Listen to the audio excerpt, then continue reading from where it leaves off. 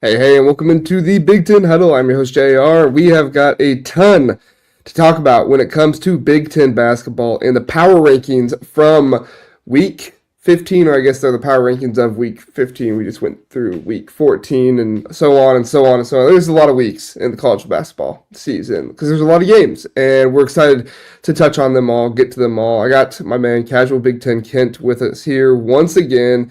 Kent, you and I agree on more things this week than we have in the past. Do you think that means the power rankings were easier to make this week? You think they were just more difficult? You and I are just getting better at this? What are your thoughts?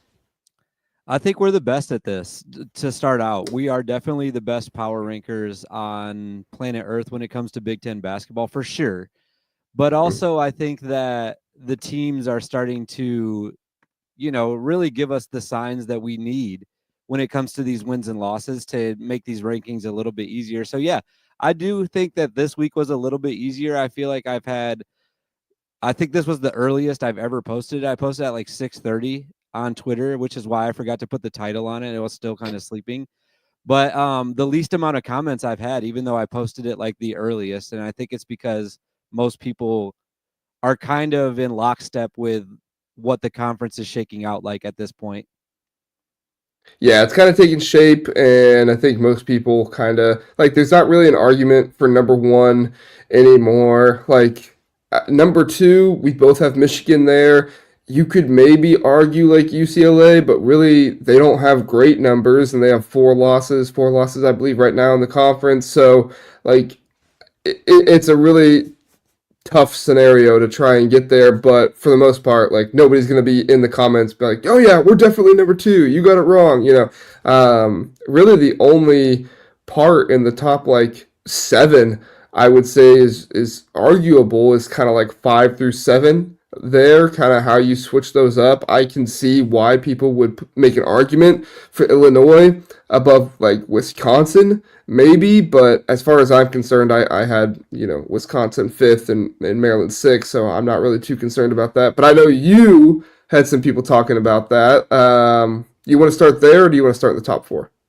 Yeah, let's start in the top four just for a second because I did have a few Michigan State fans like upset that I had Michigan and UCLA in front of them, which I feel like this is a quick conversation because for Michigan, when you're comparing them to Michigan State, they went out and did the same road trip that the Spartans did, and they won both of those games, USC and UCLA. They won them both, and Michigan State lost them both. I know the UCLA game was close. There were some things that could have went their way, and they could have won that game, but they didn't. So they went 0-2 on that road trip, and Michigan went 2-0. They haven't played each other yet, and I know Michigan still has that really bad loss to Minnesota, like kind of looming over their head, but I can't take that one loss and just say, well, that's the reason why Michigan State's ahead of Michigan. So that's the Michigan argument. And then the UCLA argument's simple. They just played and they lost to UCLA. So I had to put UCLA in front of them. So I feel like maybe you agree with me on that. Is there an argument for Spartans fans to be mad right now? I mean, I would say like over the course of the year, like Michigan State has what, three conference losses, UCLA has four. So like, No, I if you think they only really have those two. Michigan State no, only they has only have two. two. Yeah. Okay. So yeah, even better. So you have a little bit of an argument there with like we have less conference losses. But for the most part, like you and I hold pretty true. If like I do my power rankings, no consideration of who beat who this last week. And when I did them, I had Michigan State in front of UCLA by one spot. But then I look back and I say, well, UCLA just beat Michigan State. So like if it's a spot away, like if I had Michigan State third and UCLA fifth, then it's like, okay, I can keep those there. But when I got them right back to back, like you really don't have a leg to stand on. It's the same thing with Ohio State, Nebraska. I have a little bit lower down on my thing, and you had them right next to each other too. Like you can't put Ohio State above Nebraska because Nebraska just beat them. Yes, it was at Nebraska, but yes, it was at UCLA. But UCLA just beat Michigan State. So if you're trying to hold true to power rankings, I get it. Let me You have ask to you do one that. more thing about the top four, real quick, too, because tomorrow night, Purdue and Michigan play their rematch at Michigan. Is there a scenario where if Michigan wins that game, that you would put Michigan in front of Purdue, or do you still look at that game at Mackey and say that was such a blowout? They're still a better team. Like if it's a close win for Michigan, you still think Purdue is better? What If Michigan that one? beats, Because I know we're looking ahead now, but I'm saying like assuming Michigan wins that game tomorrow night, because it's a 1-2. Like I feel like we do need to talk about that. That's a huge game this weekend yeah, or this week. It's tomorrow, not this weekend. yeah, and it's at Michigan. I mean, yeah, I mean if they both don't lose another game this week, yeah, I'd put Michigan above Purdue. I know Purdue killed them, but I think sometimes games just get away from you like that, and teams do a really good job. It's one of the things I don't love about the metrics is how much they take into account like win margin, and I do Yeah, think there's something to be said about like margin of victory and margin of loss sometimes. But at the same time, like you play at Mackey. Mackey's a super tough place to play at. Like that's one of the best home court advantages, not just in the conference but in the country. And so if you get blown out there, it is what it is. But same thing, like if Illinois played Maryland again, I know that was at Illinois, so that's a little bit different. But if they win that one, I'm putting Illinois above Maryland because it's the most recent game I have. You know what I'm saying? yeah, that makes sense. It's just I'm going to have a hard time with that one this week if it's a close win for Michigan. I know we're assuming a lot too because I do think Purdue's better. Like they've been playing better, so I think that Purdue could go to Michigan and win that game. That's not like the craziest like home court advantage, especially on a Tuesday. So I'm kind of projecting here that Michigan would win that game. I don't know if that's going to happen. Purdue could definitely go in and win that game. So just an interesting thing to think about going into tomorrow night for sure. Yeah, that's the thing too. Like if Michigan doesn't win, if Michigan does win that game, then that puts you into question with the Purdue game before. It was like, oh, was that a fluke? Like, did Michigan just have a bad game? Because if you stomped a team that bad before, you should be able to go on their home court and beat them. You know what I'm saying? So. Yeah. Yeah, it's an interesting conversation. I forgot to go to the comments, so let's go to the comments really fast and see who's here with us. John says, "Morning, sorry guys, missed the show last night. Had a Super Bowl party. That's all right. I expected there wasn't going to be some people there because of the Super Bowl, but still wanted to go live. Thank you for being here, John. Even though you are an Indiana basketball fan, which makes you sad.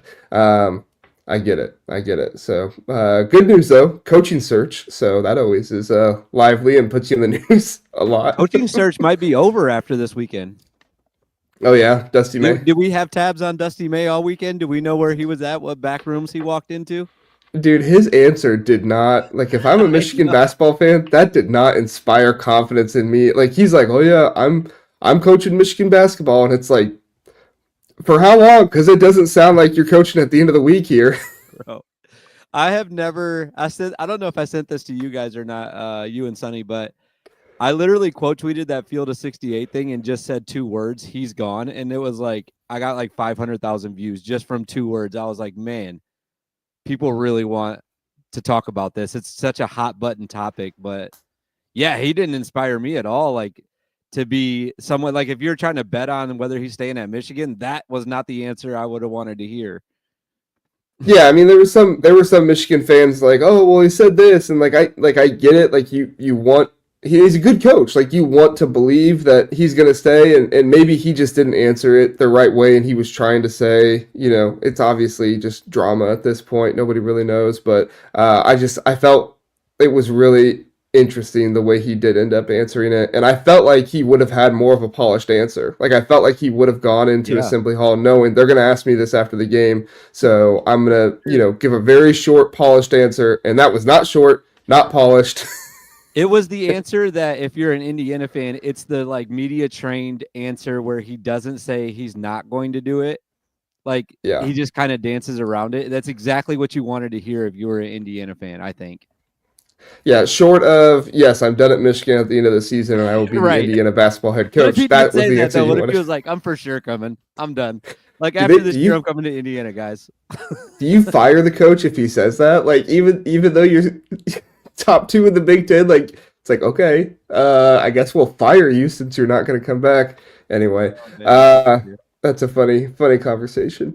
We got Caitlin here with us. She says, Illinois basketball has been tough to watch as a fan, but Tommy deserves so much credit for his toughness. Plays through mono and gets back and plays through a really swollen ankle. I tell you, it's been pretty difficult for Illinois fans, but I like there are aspects of this team that give me hope for the end of the season. I do think, obviously the Big Ten title is out of play for you. I don't think a top four seed is completely out of play. I think you need some help in order to get a top four seed. But if you're watching this team and seeing the way they're growing and see the way they're getting better, I know it was Minnesota, but that's still a game that you saw Will Riley show himself more and show himself more as a better option for this team. And if he can be that third option for this Illinois team, that can take Illinois to a Sweet 16, possibly, maybe even an Elite Eight if they get the right matchup. I know I'm, talking pretty high here, and so there's going to be some Big Ten basketball fans that are like, JR, you're crazy. I get it, but there's just so much talent, so much athleticism on this Illinois team. If they put all the pieces together, get their guys back, get rid of the injuries of, they're kind of holding some guys back, like Caitlin pointed out here. This is a really dangerous Illinois team. Yeah, and I think I was just double checking this because I wasn't able to watch that Minnesota game yesterday. It doesn't look like I needed to, but wasn't Gibbs Lawhorn? Oh, he did play yesterday. Never mind. He played 4 minutes, but he was sick. Yeah, he didn't too. play Like much. they announced he had the flu or something. Like just like what you just said, they have got to get healthy. They got to stop getting the flu, stop getting sick, and then kind of reevaluate from there. But at this point, as far as the rankings go, or power rankings, or when you're talking about Illinois in this conference, you still have to look at what's actually happening. They lost to Rutgers this week. That happened. Yeah. So it's tough because they're not healthy, and like you can still talk about that, but are they ever going to be healthy? Are they ever going to be a full strength team? It looked like it yesterday, I guess, but like I said, I didn't see that game. I'm just going off the box score for that one, so we'll see going forward. Box score watching every once in a while. I get it. And Jeff, yes, I expected a response like this at some point. JR, ... You're crazy. LOL. I know, I get it. I really think this Illinois team is still talented. They just got to put it all together. We'll see. Maybe they will. Maybe they won't. Maybe I'll be crazy. Won't be the first time. Won't be the last time. So, all right, let's talk about Illinois in the 5 through 7 range. I actually went through and did kind of tier mine a little bit for this conversation, Kent, and 5 through 7 was a tiered range for me. It's not to say that Wisconsin can't be in the top 4 or Maryland can't be in the top 4. It's just kind of like where they are right now. Like I didn't really consider Wisconsin above 4th or Maryland above 4th. Kind of my cap for them was 5th right there, but for the most part, I mean, like this range is kind of going amongst each other. If one of them has a 2-0 week, one of them could possibly get up into the top 4. But Wisconsin, Maryland, Illinois for me, Maryland, Wisconsin, Illinois for you. What's your thoughts on kind of this range here and the way you put it together? It was tough. That I did the same thing. I feel like I had tiers. And I actually had Wisconsin at 5 first, and then I switched to Maryland at the last second. I can't, like I said, I did it at like 6 a.m. I can't remember exactly why I did that, but I did have a reason at the time, and I didn't write it down. But here's what I'll say about Wisconsin, though. If I was a Badgers fan right now, I would love how this season is going because it feels like they're a team that is kind of flying under the radar. Like not a lot of people are talking about them. They're not like in the Purdue, they're not even in the Illinois or Michigan or UCLA or Michigan State conversation right now, just flying right under that radar, but could still go win the conference, the whole thing. They could win the regular season still. They have huge games coming up. They're at Purdue this Saturday, so they basically have this whole week off until that game, and then back at home against Illinois. So like 2 big games coming up for them back to back. If they win both of those, then it's going to open up everybody's eyes and be like, okay, Wisconsin actually is going to win the Big Ten this year. But as far as, like I said, putting Illinois at 7 behind both of those teams is just based on the results. Maryland beat Illinois at Illinois. I think Illinois did beat Wisconsin, though, early on in the season, but it was so long ago, and they've had so many more losses than Wisconsin since 2025 started that I just felt like Wisconsin's been having a better season lately, so I had to put Wisconsin in front of them. Yeah, I was reading something the other day that was talking about Wisconsin, and it was kind of like bash Wisconsin basketball piece a little bit, where it was like, name me the good team that Wisconsin has beaten this season. And it kind of made sense a little bit. Like you look at their resume, they've played Michigan, Illinois, UCLA, and Maryland. They've lost all 4 of those games. So like I do get it to a certain extent, but 3 of those 4 games were also like on the road for them. And Michigan won that one in kind of spectacular fashion against them. So, like, I would understand if people are giving me some pushback on Wisconsin. I get it, but I don't know. Like, I feel like this team is really well put together. I feel like you have a really good star in John Tonji, but if John Tonji doesn't operate or produce the way he should, then you have John Blackwell there as well. They can space you out. They do need to be tougher down low. Stephen Crowell and Nolan Winters, you would expect more from those guys, especially with their height, but for the most part, this is a really well put together Wisconsin team, and Greg Gard is doing a good job coaching them. So, I get they don't necessarily have those huge wins, but maybe I'm projecting forward a little bit here. But we're gonna see what they're made of, because their next 3 games are at Purdue, Illinois, and Oregon. And Oregon is really bad right now, but this is still a team that has the most quad 1 wins in Big Ten basketball. So as far as I'm concerned, this is going to be a really big stretch for Wisconsin that shows them who they are. We do need to talk about. I do want to say good morning to Blue Wolverine. He's here. Hello, Blue Wolverine, and we have Brian here as well. Brian, thanks for being here. He says, I agree. Bucky is getting no hate and no love from anyone. It's wonderful, especially after the train wreck in football. It is interesting. It is interesting how they're kind of being perceived right now. They don't have that big win that they need to get. But we do need to go back to Purdue for a second, because this is kind of projecting forward and less about what they've currently done. Their next 5 games, you ready for this? Yeah. At Michigan, Wisconsin, at Michigan State, at Indiana. Indiana's not a great team, but we saw the game they were able to give them at Mackey, and then UCLA. You've got quite the stretch there. 4 of your next 5 games are all top tier teams in the Big Ten, and then a rivalry game at the other team's court. We're going to see what Purdue is made out of here in the next, pretty much all the way through February, because they don't get a break. Yeah, the next 2 games especially, it's at Michigan and then Wisconsin coming to town. Man, it could go either way, but I feel like if they win both of those games, I feel like the race is over. That's going to be the Big Ten. Is going to be the Big Ten title for the regular season is going to be over if they win those next 2 games, I think.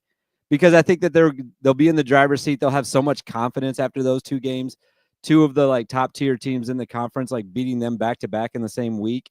They're going into Michigan State with just flying high. And even if they lose that game, I think that they could still go win the conference. So massive week for them coming up. You're right. Absolutely. We're going to find out what they're made out of.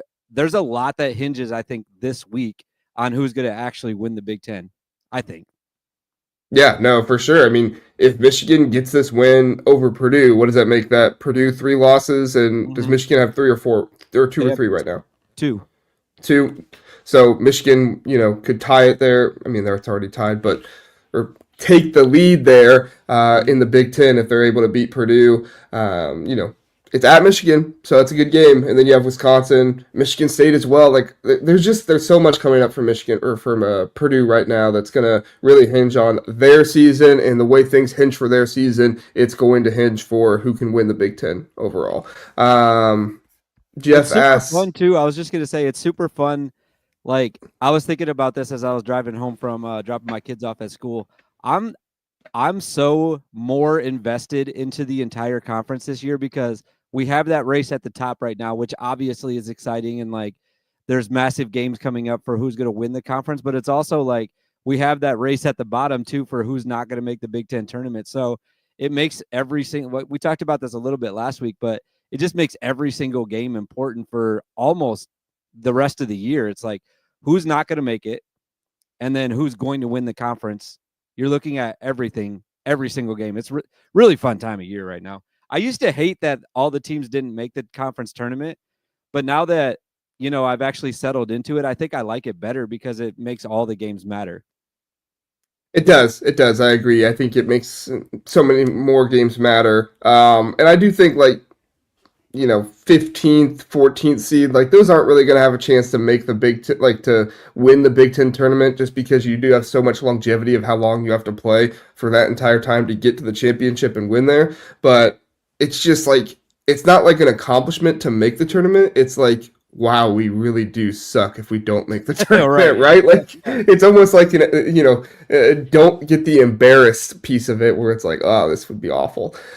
Jeff asks, how many losses will the Big Ten? Will the Big Ten in how many losses? I think he's asking the Big Ten champion have this season. I went back. Purdue has obviously won the last two times.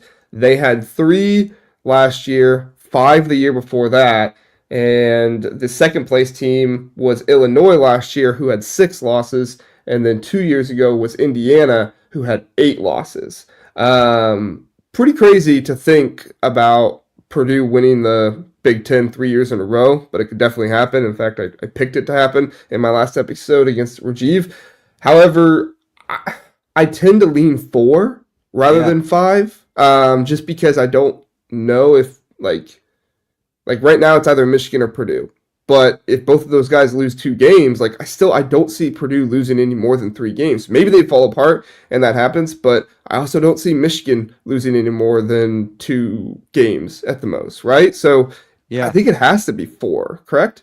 I think if it's an outright champion, it's 4, and then if it's 5, it's going to be split. And I don't know how I can't remember how the tiebreaker goes. I know we had like a tie ish, like in the COVID year with Illinois and Michigan. I can't remember, like Michigan had less losses or something like that because of the weird schedule. But do they do the split championship, or do they have to have like a tiebreaker for that where there's just one? I can't remember. But I think if it's 5, it's going to be multiple teams have 5.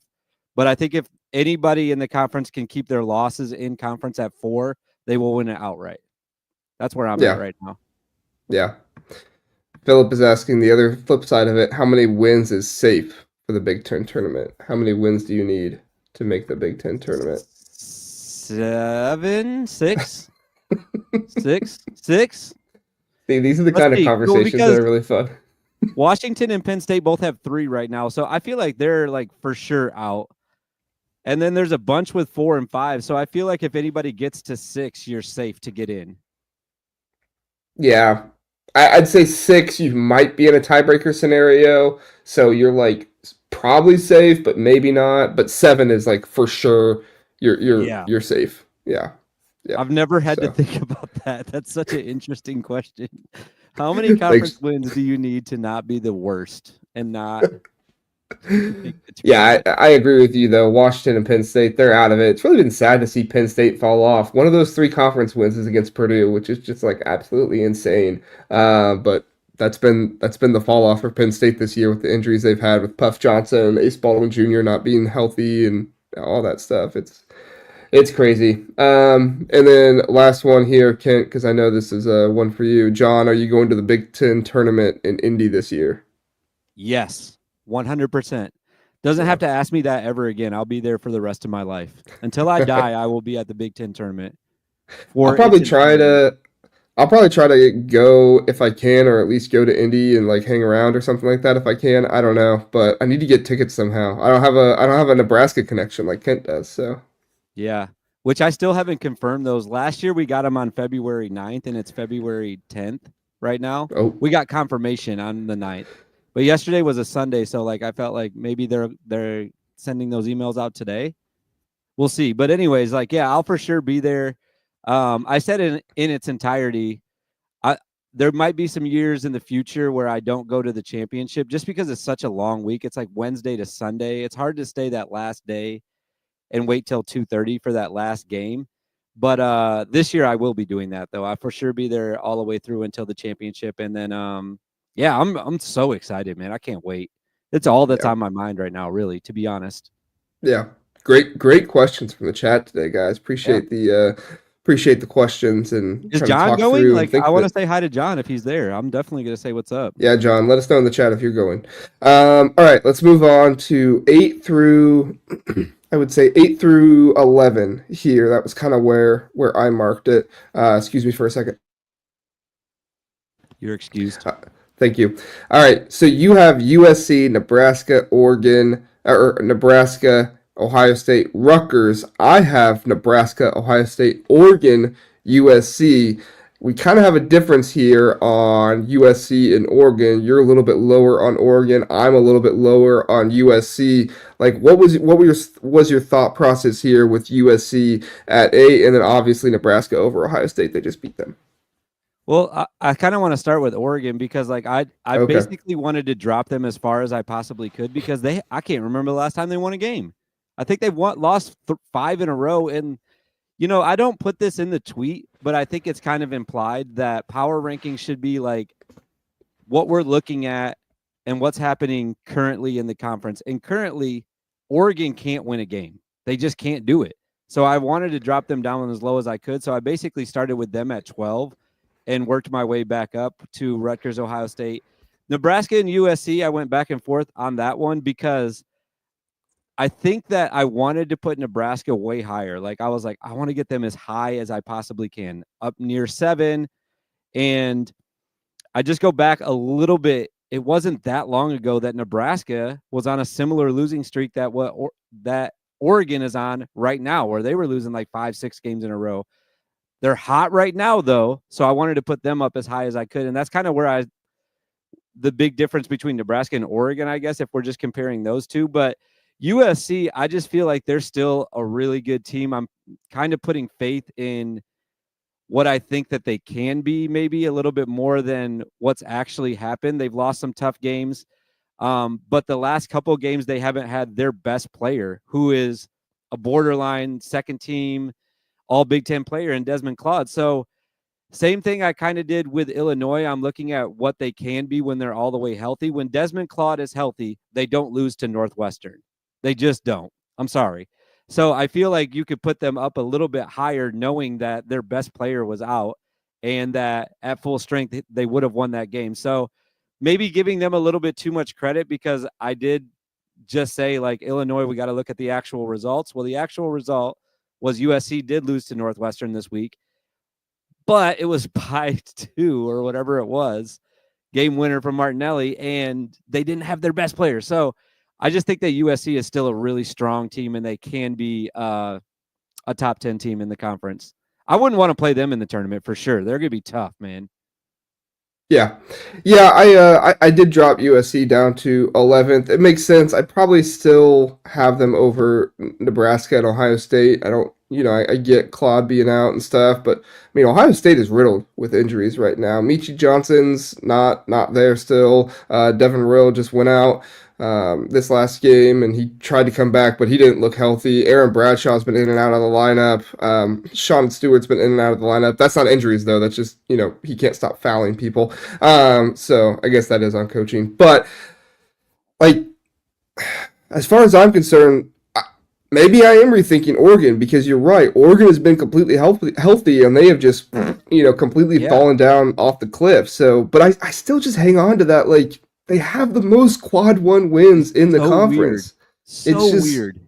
Yeah, what has happened is Dana Altman, like, for whatever reason, they are not listening to his coaching right now. They are chucking up terrible shots. I don't know if he's just not being tough enough with his guys and taking them out of games. Like, if this was Mike Woodson's team, like, he'd be playing all walk-ons at this point. I guess that's more of a, thought process on Mike Woodson than anything else. But, he wouldn't be standing for this kind of stuff. But Dana Altman doesn't really seem to hold his guys accountable for maybe not doing what they're supposed to be doing, in particular Jackson Shelstad when he's not playing well. And then on the inside, down low in the paint, they're getting pushed around by pretty much anybody they play against. But that's the thing, like, they have the talent to be a top 10 team in the Big Ten. They just haven't shown it ever since mid-January. I think their last wins was against Washington and Penn State. Like, exactly what I was about to say. Their last 2 wins are against the teams that we have like in the bottom 4 of the conference, which is insane. Like, that's who you're beating, and we're kind of saying that we're still thinking Oregon's a good team. A lot could have changed. Literally, I think it was yesterday, right? Or Saturday. It could have changed. Hang on to a lead at Michigan State when you're basically blowing them out at halftime. 14-point lead at halftime. Just finish the game. They got outscored by almost 30, I think, in the second half. It was insane to see the turnaround that happened at halftime of that game. I can't think higher of them at this point because There's no win that I can point at and be like, well, that was a good win. You got to go all the way back to the Ohio State game. That was like almost 6 weeks ago, So I don't know, man. It's just really tough to. I agree. They're a very talented team. They have a great coach, but they have those wins, like those quad one wins that we just talked about, but they're so long ago and they've been so bad since mid-January that it's just really tough to rate them any higher right now. I just got to see the results. And honestly, tomorrow night's not going to make me feel any different no matter what they do, because Northwestern has basically all of their good players out except for Martinelli. So even if they win that game by 100 tomorrow against Northwestern, I'm still not going to think, oh man, Oregon, really good team now. They just blew out Northwestern. Well, no, I don't think so. So they have to go beat somebody really good. And I don't think the next game that they have for that to even happen is until they play Wisconsin. So it's going to be a while for Oregon to climb back up near like the top 5 where I had them for most of the first half of the season. Does Oregon get more than 7 wins in the Big Ten this year? Like we just talked about 7 wins is needed as a lock. Like I agree. How many do they have right now? 5. Okay, I think they're going to win tomorrow night. Is Martinelli not? Did they already announce Martinelli's not playing? No, he's fine, I think. Or did he get hurt too? I thought you said that. Never mind. No, I said he's the only guy that they have right now. Oh yeah, because Leach is out and too. Barnheiser are out. I guess Barry's still playing though. What's that? Barry's still playing though, right? Yeah, but he's not been himself this season. Yeah. I mean, he's out there. He's for sure out there. This was funny by John. Is Oregon the Indiana of the West? Oh, man. The part that I like most about it is John's an Indiana fan. Oh. So he can say that's good then. I always forget that because the SpongeBob like picture totally throws me off, but I forget who John is every time I see his comments pop up. Okay, so they need 2 more wins. Yeah, I think they get 2 more. I think it would be at home against Northwestern's for sure a lock, and then I think that they go to Washington at the end of the year and for sure win that game. And I could see them winning one of the other 5 in between there, like Indiana at home or going to Iowa and beating them, or even Rutgers at home. I think they could still win. But you said they're at 5. I think they could get up to 9 even still. I mean, they could, but will they? That's kind of the bigger question. Eric from the OHL podcast says, I can't figure out Ohio State basketball, guys. It hurts my head. I can't either. I mean, like I do want to try and be patient with this team this year because, like I did mention, they do have a number of injuries, right? Devin Royal goes out of the game last time. Michi Johnson, like Aaron Bradshaw's been in and out of the lineup, but like Jake Diebler does have a really good backcourt that is kind of carrying this team right now, right? You have Bruce Thornton, John Mobley Jr., Micah Parrish. Like after that game last night against yesterday against Nebraska, I did a top 10 like freshmen who are going to make the biggest impact to end the Big Ten season. I only had John Mobley at 5th, which I was like, maybe this is a little too high on him, but I felt really justified after yesterday when he almost won that game for them against Nebraska. Now Nebraska was just too much and came back and he didn't have as much help as he needed, but like as far as I'm concerned, this Ohio State team rests on the shoulder of Bruce Thornton, Micah Parrish, and John Mobley Jr., especially if Devin Royal is out. Now, if Devin Royal comes back, he's a part of that big 4 that I've been kind of referencing for Ohio State, but this Ohio State team's really difficult to figure out. I think if they get 3 more wins to end the season, they are probably fine to get into the tournament, but 4 or 5 would definitely be nice. After that Maryland win, there's a lot more shine on them. And Nebraska, I think with that win of Ohio State, gives themselves a really good opportunity to get in the tournament too. But what's your thoughts on Ohio State, Kent?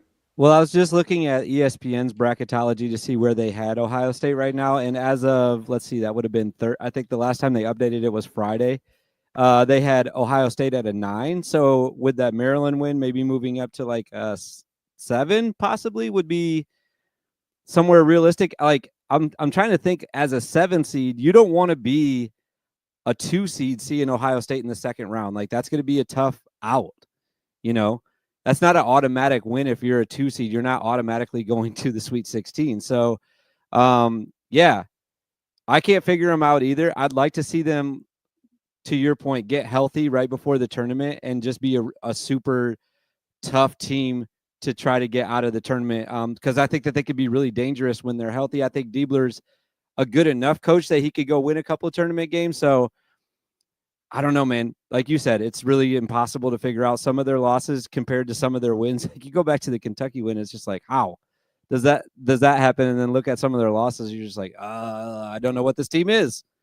They're always, every week I get on this show and I say Ohio State's the hardest team to rank. They'll beat Maryland. I don't know who their last loss was. I didn't have their schedule pulled up, but they've lost some bad games too. Yeah, no, they lost to who was it right before?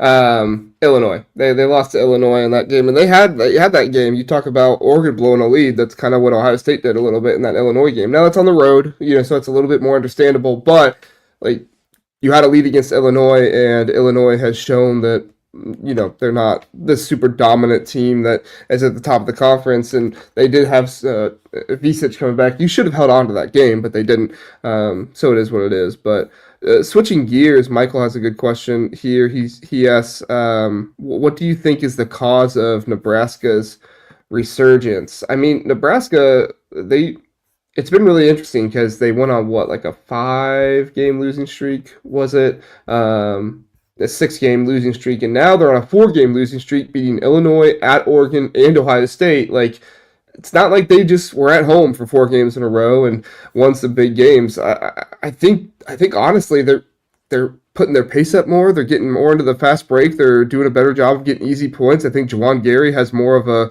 kind of do it himself mentality a little bit, which, I mean, how many times have I watched a Nebraska game this year and the announcer is like, why is Juwan Gary passing out of that? I didn't hear that as much yesterday, and honestly, I agree. Like, Juwan Gary is just kind of taking things into his own hands a little bit more right now, which I think is good, and they need to do that. But then also on top of that, like, they're not turning the ball over as much. They were at like 12 turnovers per game before they were on this winning streak, and then now they're down to less than 9 turnovers per game. In the last 4 games, they're down to less than 9 turnovers per game now. So between not turning the ball over as much and knowing who your alpha is on this team and actually letting him go out there and be that alpha, I think that's a big reason why Nebraska is showing a lot more of a resurgence here. You agree, Kent? What's your thoughts? I agree. I think that the way that this team was constructed too, it just took them a while to finally mesh together. Kind of what you were just saying, like figure out that like Bryce Williams is the guy. We got to go to him way more often. And everybody else kind of just fell into their roles. Like Juwan Gary just being that guy that can go get you offensive rebounds and putbacks and things like that. And then, the guy that I had no idea about going into the season that really impressed me in the Illinois game was Andrew Morgan. I had no idea about this guy. When you're getting solid post play, especially on offense from that position, that is the position I was like super concerned about going into the season. Like they're going to be a mess down low. And he's kind of been I'll be honest, he's been someone I didn't even really know about like first half of the season. And now every time I watch Nebraska, I find myself like locked in on him. What kind of play is he going to make offensively? He always seems to be like in the right position and does a really good job, just getting in position to get the ball so that he can go score. So just the way that the team's constructed, the way that they're playing as a team. And I think it just took a while for them to figure everything out. And also it's Fred Buary. How do they say? They put it on Twitter. I don't know how to say it though. February? February. Yeah. That's why. That's also a big reason why though. There, Philip cracked the code. He says casuals don't know about Andrew Morgan. Hey, casual Big Ten. So it fits. Hands up. Where's he from? Where'd he come from? Do you know where he came from? I heard his name. I heard his name before, and they were kind of talking about him on the broadcast. I don't really remember. That was a game where I was kind of in and out of it a little bit because I was doing some other things while I was watching it. But Bison, he's from North Dakota State. Oh no, okay, I do remember Andrew Morgan now. Yeah, the North Dakota State transfer. Yeah, that was a big transfer for them. So, Yeah, so I really like Nebraska right now with what they're able to do as their mentality is kind of changing. You are correct on Bryce Williams as well. He's another one that needs to be mentioned. Once Nebraska started getting back to him in that Ohio State game, that was really when things started to turn around for them because he really is that other alpha in addition to Jawan Carey on their team that they just really need to be that guy. And when he is that guy, it's pretty special for him. Yeah, So I know, and I really want them to keep winning too. Like I know I just said I'm getting my Big Ten tournament tickets from Nebraska, but I'm not a Nebraska fan. But the reason I want them to keep winning is because I'm leading the charge for Bryce Williams to be on first team All Big Ten. And the only pushback that I've gotten so far is that they don't have enough wins. Well, if they can push up to like top 6, top 7 in the conference, there's no reason why that guy should not be on first team. Like he is everything that you would want a basketball player to be, and he is literally at times putting that team on his back and willing them to victory. So I love Bryce Williams, borderline my favorite player in the conference this year. Just really fun to watch. I need that guy on first team. You know, I'm not yeah, I I'm not like mean, Purdue fans. I don't need my guys on every single team and like every single list that gets put out in the country, but I do want Bryce Williams on first team All Big Ten though. they're gonna put Dylan Harper and Ace Bailey on. Like one of them is gonna be on first team. So like you can't say, oh, well, your team has to have this number of wins because Rutgers has 5 wins right now in the Big Ten, and one of those two is going to be on first team, I don't right? know, man. They're talking like that's not going to happen. Well, that's Like crazy. somebody tweeted me that in the last, I don't know what it was. I can't remember the exact numbers, but like last 10 years or whatever it's been, there's been only one guy that was outside of the top 5 in the conference that made All Big Ten first team. That's that's And I was like, crazy. that doesn't seem even close to correct because Jameer Young made it last year. Were they top 5? Yeah, no, they weren't top 5. Yeah. So there's one right there. So it's like, how far do we got to go back to get a second player? It doesn't seem like that's possible. Yeah, But maybe it is. I don't know. last year the top 5 was Purdue, Illinois, Nebraska, Northwestern, Wisconsin. Maryland was literally top 3. Maryland wouldn't have made the Big Ten tournament last year. And he made All Big Ten. So there's one right there, but I don't know how many other guys have made it that weren't in the top 5. I'm not sure. I'd have to go back and do all the research on that. But it feels like this year, and I had another separate conversation with like a thread on Twitter. This year, the teams at the top, like obviously, I think that Purdue has 2 guys that can. I know we're not doing an All Big Ten conversation right now, but Purdue has Braden and Trey. I think that they're probably both going to make it. So it only leaves 3 more spots. But the rest of the teams, like you look at Michigan, UCLA, Michigan State, they're so balanced. I could see, Michigan getting one of the bigs on there. I guess it would have to be Wolf, right? Maybe Wolf gets on there, maybe, but he's turned the ball over so much. It's like, how could that guy be on first team All Big Ten? But the rest of the teams are also balanced. There's not like a superstar that's like leading them or a guy that's putting up monster stats that you have to have on that first team. And the bottom teams have really good players. They just haven't won the game. So it'll be interesting to see like what happens with that when that comes out at the end of the season. Yeah, I always go to points per game and see who's scoring the most, and typically that kind of gives you a little bit of an idea. Like Jameer Yep. Young And last year that's was going Martinelli. crazy. Then you got to put That's Martinelli on there.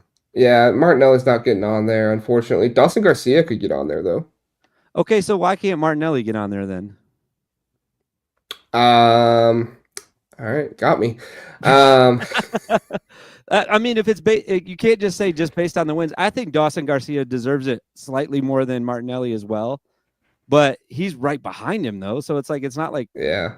definite. Well, this guy's on and this guy's not. I don't know. It's tough. They're both losing a lot of games, so If none of if none of the top 5 scorers in the Big Ten make the first team, that's going to be wild. Your top 5 scorers are Nick Martinelli, Dawson Garcia, Bryce Williams, Ace Bailey, Dylan Harper.